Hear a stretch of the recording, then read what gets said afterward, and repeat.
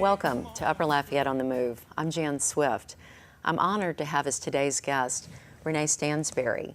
Renee serves as Region 4 Manager for the Louisiana Campaign for Tobacco-Free Living.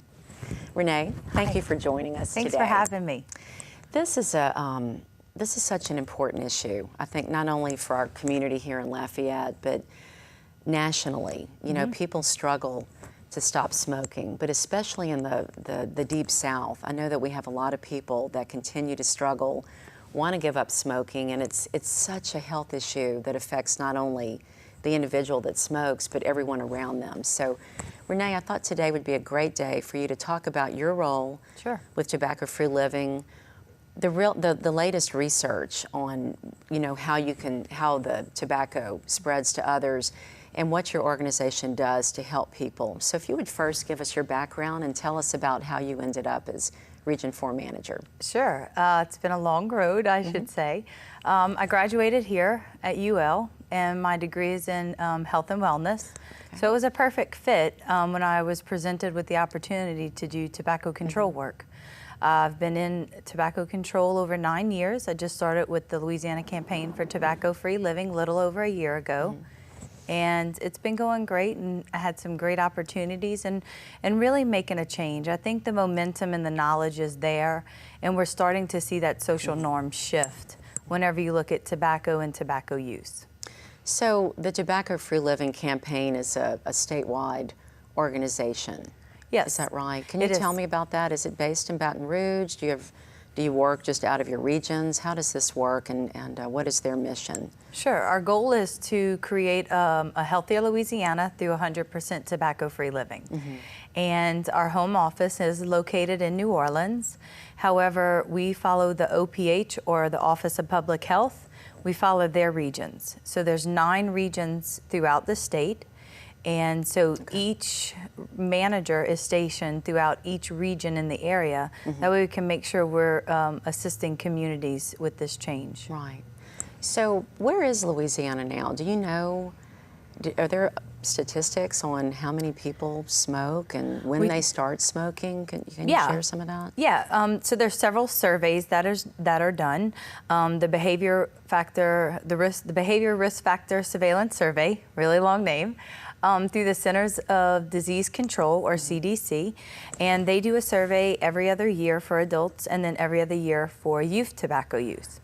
So from what we know from the data, average age of initiation, meaning when someone would start or try tobacco, is about 12.5 years here in Louisiana.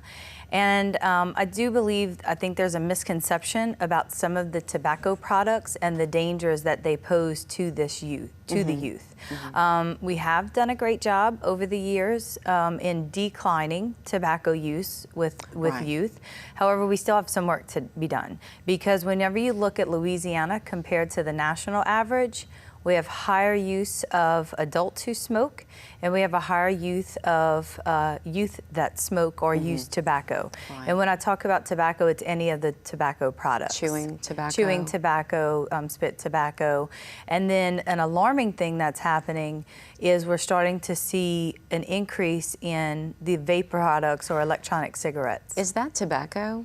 It's technically not tobacco as far as a tobacco leaf, but it still has nicotine and other chemicals and things that can cause harm to you. It's addictive? It is addictive, because nicotine, whenever you look at the chemicals that are added into these products, nicotine is that addictive substance. Gosh. So when someone says it's my bad habit, it's really not just a habit, it's an addiction. And studies have shown that it's a stronger addiction than to cocaine and heroin. Nicotine. Nicotine. I mean, think about it. It's everywhere. You can, if you had a hard day, you could smoke. If you're out with friends celebrating, you smoke. So it's really become your friend over time, and you kind of perfect your addiction. Right. You know, the more you use, the more addiction increases. Right. So, and again, as studies increase and we develop new information, I think it helps to educate the community, let them know about there are ways to quit. Right. And I don't want smokers to be discouraged, because you'll hear, oh, I tried that before. Oh, I've tried to quit about 10 times. Well, the average smoker takes 8 to 10 attempts before they're successful long term. What makes them finally stop smoking? Is it just digging in their heels saying, I've got to stop, or is it? I wish I tell this to my cessation classes whenever I'm counseling. I wish I had a cookie cutter. Yeah. I wish I knew, exactly what would make you start and make you want to quit, but for each person it's different. It's a little different. I know my mother-in-law smoked for quite many years, over 20 years, and for her, it was more of a health issue.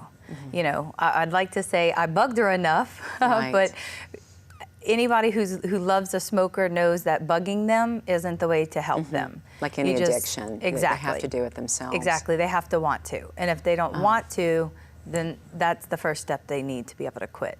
Now, you shared with me that you're an ex-smoker. I hope that's not going to get you in trouble. No, but no. I think it makes you a great spokesperson. Exactly, because in counseling they always ask me, well, did you smoke? Yes, I did. And what made you stop, Renee? I guess there was several different reasons, and I tell this story in my classes. It was one night about midnight, and I'm outside hiding in case my kids wake up. Oh, no. Yes. Trying to smoke? And I thought, I'm 30-something years old. Hiding in the back. Hiding outside so my children don't find me. It seemed worth it at the time, though. Exactly. It made sense to me. And I said, you know, if I don't want them to do it, then I have no business doing it. Yeah. And as a mother and a health major, it wasn't that I didn't know what it did to your body. I never smoked around them. Because I did know the dangers of secondhand smoke. And it was funny because even though I never smoked around them, my children did have health effects. I had one that had really bad asthma, and I had one with chronic bronchitis. And the doctor would always say, are you sure there's no smoker in the home? I'd say, no. I wasn't going to admit to the doctor I was smoking, because technically I never smoked around them. Yeah, yeah. However, Let's get into that, though. This is one of the most fascinating things you've shared with me. And I have to tell people, we've yacked, just had fun, because I'm a tobacco-free living advocate. Yes. My parents both had diabetic complications, heart complications, and my dad was a smoker on top of it. And I could just see how it was linked in to really horrific health issues. But when we started talking, Renee, we hit it off because you were sharing the latest research, and I'd always known about secondhand smoke. If you're around somebody, it's really tough. If you're in a car, or if you're in a bar, or you're just at someone's home and they smoke, it's hard, but you can get away from it. But third-hand smoke really fascinates me, and that's what you were exposing your children to. Would you please explain that for people? Yeah, and as a former smoker, I'm the worst person. I can smell it from a mile away, and I can't stand it. Oh, if you just smoked and came in, I'm like, whew. You know, I don't know if it's just a sensitivity that you develop towards it, but I'm the worst person to be around it. But third-hand smoke. So if I were to smoke a cigarette in this room right now, third-hand smoke would be the chemicals that are emitted in that cloud of smoke. It would then settle on these chairs, it would settle on my clothes, your hair, in my hair. So in the car, let's say I smoked in the car but didn't have the children in there, it's still on the seats and in the environment in there. So if I went and wiped this chair or fluffed my hair, it would then re-emit those chemicals that have settled right back into the air. So it's little tiny particles. Little tiny particles, that's right. And so if I'm a mother and I'm picking my child up, they weren't around me when I smoked, but now they're breathing in what's on my clothes and in my hair. Their little head. That's right. Right on your shoulder. That's right. And people don't realize that. Exactly. I that's why you were sneaking. Yeah, I had no clue. I thought I was doing the right thing. I was, hiding, and I thought I was hiding. I was doing right, And we just try to tell mothers, bring it outside. Yes, it is 100% better to bring it outside than to smoke indoors. Right.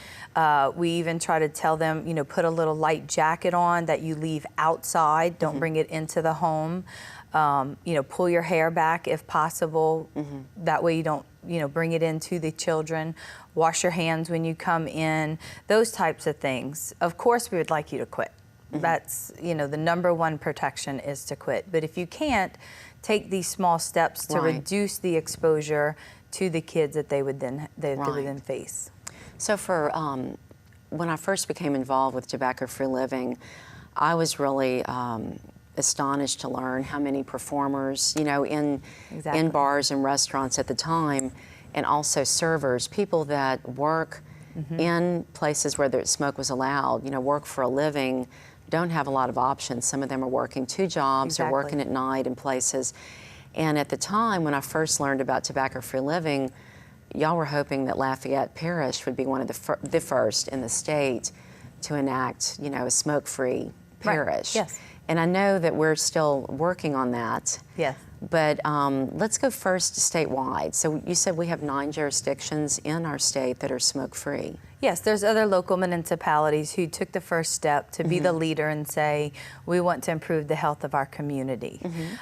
We know that indoor air, whenever you do smoke indoor, that air quality that's in there, it's at a hazardous level according to EPA and some of the readings. And we've done studies in the bars to measure the quality of air before the ordinance has passed and then after the ordinance has passed. And you see a tremendous reduction in the air quality for these workers. Some of the local municipalities that have enacted a stronger smoke-free ordinance, Hammond was the first. Alexandria was the first to go. That was about 2 years ago. And then Monroe and West Monroe, and actually the whole Ouachita Parish is smoke-free. You have the town of Cheneyville, town of Woodworth, Hammond, New Orleans. New Orleans, even their casinos? Even their casinos. That's incredible. Bars and casinos in New Orleans are now smoke-free. And just to hear the feedback from workers and thanking the council for taking that step, because they don't have to be exposed to it when they go to work. And some may not express that to their employers because they're afraid of, you know, repercussions, possibly losing their job. But from the feedback, it's been nothing but positive that we've heard from them. Who does it? Who enacts that? Is that a city parish, like a city council type of ordinance? It is. Actually, our state is very fortunate. I say we've moving in the right direction. Back in 2007, you can remember when smoking was taken out of the restaurants and most workplaces. However, we left some exemption then that left some workers still exposed to breathe in hazardous air as they're at work. Just as you and I are here being able to enjoy a smoke-free environment, they would like to do the same. Well, back in 2007, whenever the law passed, it lifted preemption. And preemption was that local government couldn't make a law stronger than the state law. But now with preemption in place, local municipalities can enact a stronger smoke-free ordinance. So they can vote on their own, which is what these 9 have done. Absolutely. You know, for New Orleans to enact that in the casinos, I never thought that would happen first. Before Lafayette. And I understand, you know, this is a major change for people. But for New Orleans to do it, that says quite a bit. And that's what we do. We help local municipalities take that transition. We help them through the planning. We help them through the implementation. We try to get the word out. We have a website called healthierairforall.org. And let's say you want to know what's going around in our state as far as smoke-free, you can visit that website and you can look at hospital campuses that are tobacco-free. You can look at school districts. Let's say you wanted to go out in Lafayette, but you really weren't sure where to go that had smoke-free. We try to promote all the bars around the area and around the state that are smoke-free. And so if you were a visitor to our state, we try to promote that with the local tourism, that you would be able to visit one of these establishments. And if you just type in tobacco-free living, I think it comes up, right? It seems I think like there's a link, up. from that website as well. Where is the rest of the country? When I first started doing research on this, it seemed like, you know, other parts of the country have really bought into tobacco-free living. And I mean, California and New York, those were, you know, the pioneers, kind of led the way. I believe California and New York now have smoke-free beaches. So they're taking it even a step further to enact ordinances of outdoor air as well. So what have they found when other states, because we can only look at their experiences, we don't know that it would be the same as ours. But Has it hurt business in other states? Is there evidence that shows that this is a major impediment to business for restaurants and bars, just generally speaking? Yeah, from what we know when looking at those other states, we know that it does not have a negative impact on the businesses. The businesses either stay the same or increase in their revenue. Because other people that would stay out of bars will now go. Exactly. Just like the restaurant industry here in Louisiana, they actually saw after the first year about a 4% increase in their business overall. We always prepare them, bars or establishments, that whenever you adopt this smoke-free, you may see a little dip for about a month, but after that, it increases. And so it's comforting. Right. Yeah. So from the evidence that we have, that's what we know. So you're still working here in Lafayette Parish to work on having an ordinance passed. I know there's been one attempt or two to get this through. I think there was one official vote so far. It's something that we've been educating the council with over the past couple of years. And I know we have an election coming up and some new candidates coming into office. And so I just always encourage the community and our coalition members to let them know. Let your public officials know you want to enjoy smoke-free environments. Yeah, it's one thing for us to speak. Your voice is loud. Yeah, right. But people really need to first do their research if they care enough, and then contact your elected officials, because they do need to know what the pulse of the community is. Yes. So, yes. Because we don't smoke, but I mean, you know, there's a lot of people that still enjoy smoking their cigarettes, and I understand the hesitancy, but it just seems like at this point the tide is turning. Yeah, there's several things that creates a lasting change. That's what helps change that social norm. It's evidence, it's a best practice method that whenever you put smoke-free or tobacco-free policies or ordinance in place, it helps people quit. Because as an ex-smoker, the hardest thing for you to do is to be around others that smoke. It's just so tempting. It's a trigger mechanism. And so I'm more tempted to relapse or to quit trying to quit. So when you create these healthier environments, it's actually a best practice to help people quit smoking. And I think it's important for our future generations. I do too. You know, we need to, the way that we end this tobacco epidemic is to create an environment where our youth aren't exposed to it. You know, you and I, when I can remember Marlboro commercials. Oh yeah, it was cool. You know, yeah. So I can remember different things where our youth and our children won't be exposed to that. Right. And so that's one thing too, sustainability, to create that change to protect our youth for future years. And I know we have such a huge Medicaid budget in this state. There's so many people that are paying the price for smoking, that need treatment in the state. We all end up paying for it. Yeah, so. Even if you don't smoke or you're not around secondhand smoke, still there's tax dollars that are being spent in the Medicaid assistance program to go treat tobacco-related illnesses. Right. And I think that's why our state over the last few years have really invested and done a great job of offering cessation to help people quit using tobacco. Let's talk about that. You said that there's no charge if you'd like to get assistance. Yeah, our state is very fortunate. We have a state quit line. It's 1-800-QUIT-NOW. An individual would call that line, they'd go through a short intake process, and they can qualify for free counseling and some free medication.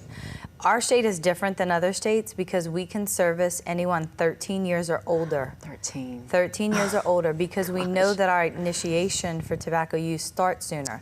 Other states, their quit line, you have to be 18 or older. But By that point, they're probably already addicted. Exactly. Yeah. So 13 years or older can call. They don't need their parents' permission. They do phone counseling. They're also given a code that they can access a web-based coach. And for not so much for the youth, but for anyone 18 years or older, they can get free patches and free gum. That's effective. They get a 2-week supply. It's a nicotine replacement therapy. So they would go through the phone counseling and then have that medication assistance. So that's just one option that individuals have. Another thing that our state has that many aren't aware of is our trust, our cessation trust program. That is for anyone who started smoking before September 1st, 1988, which it's usually about 36, 35, 36 an individual. They can call the quit line and they can get information from there. And then they go through an application process for the trust. The application then goes to a judge who approves them for the program.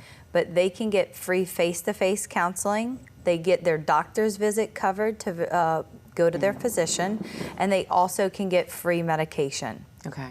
They can get prescription or the gum or the patches. So they have more of an option to quit. Right. At that age, they really need to look at quitting before they go downhill for health Exactly. health And issues. you may know a smoker still that young, says, but, yeah, I'm 70. What's the point of quitting now? Well, you can always prolong your life. Quitting at any age is the best thing that you can do for your health.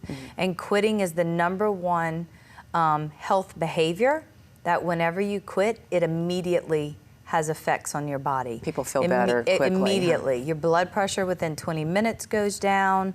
You know, and after about 5 years, you can get your body, considering no permanent damage was done, you could be the same risk factors as a person who's never smoked. Right. So quitting at any age is beneficial. I'm going to transition to you and let you close for us, you know, what you want to cover. But I think about the people I know that have had the pulmonary disease. I mean, I have my husband's sister-in-law. I mean, she had a lung transplant, Wow. and she was a heavy smoker. Lifelong, thin woman, beautiful. But to see the end stages of when your lungs fail, it's frightening. It's very very frightening. Very scary. But I mean, it was just an addiction that she couldn't give it up. Right. So we've got a couple of minutes to sum up for us. I just could talk about this all day. I really want people to know that they do have choices and that there's a lot going on in our state and our community here, you know, to help them. But is there anything you'd like to sum up? Maybe tell us again how to contact you, how to get resources, etc. Sure. They can go, our website is healthierairforall.org. So they can know what's going on around the state for smoke-free air. If they have cessation needs, they can call that 1-800-QUIT-NOW phone number, or they can also visit the website quitwithusla.org. So there's lots of resources that they can utilize. And any one piece of advice you think, like out of our conversation, I thought that vapor smoking is one of the scariest things for kids. You know? Yeah, it's a new product. It's, to say long-term health effects, it's too new. No one has enough evidence or support to say long-term how that's going to affect your health. The studies that have been done so far on these products show diethylene glycol and other added ingredients that can cause lung cancer. So it's not a safer alternative. It's just a different nicotine delivery device. It's just better not to start. Exactly. So I'm sure we could talk another show about taxing tobacco absolutely, and all, absolutely. for deterrence for children. And that is another deterrence for children. When you raise the price of tobacco, I can remember, you know, you try to scrape up money as a teen, you know, from all your friends, and you kind of group share a pack. It's crazy, but that is a best practice strategy to help youth and eliminate that access to youth and steer them away. To steer them away from it before they find it enticing. Yeah, because when I work with my students, I tell them, if you don't start, you don't have to go through the pressures or the challenge that it is to quit. Yeah. But for those individuals that do smoke, there is help out there to help them quit. And I just encourage them to keep trying. Keep trying, because you only fail if you quit. If you quit trying, then you fail. But if you keep trying, eventually you're going to get it. Yeah, that's great advice. Renee Stansberry, thank you. Thank you so much Thank you for being my friend and for your dedicated work and changing our world. And thank you. I'd like to thank you also for joining us with another episode of Upper Lafayette on the Move. Our show airs on the 2nd and 4th Thursday of each month on AOC 2, 8:30 p.m. And you can also go to our website at upperlafayette.com, click videos, and you can see this interview and all of our interviews, which are a treasure trove of community individuals making a difference. I'm Jan Swift. Thank you for joining us.